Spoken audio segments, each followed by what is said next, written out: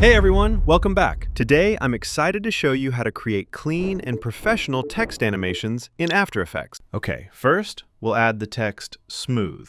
Place it right in the center and make it a bit bigger. Then click this arrow, go to Animate, and choose Blur and Position and Opacity.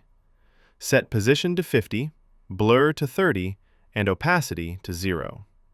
Next, click the arrow again, select Advanced, then hit Shape and set it to Ramp Up. Now, click Offset and create a keyframe. Make the first keyframe -100, and after 3 keyframes, set it to 100. Finally, adjust Easy High to -50 and Easy Low to 55. And just like that, it looks so smooth. The second text animation will follow the exact same steps as the first text animation, but we'll just change one thing.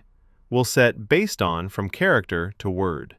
This way, it's going to look super smooth. For the last text animation, click on Range Selector 1 and change the position to 0. Then move it slightly to the left, about 30.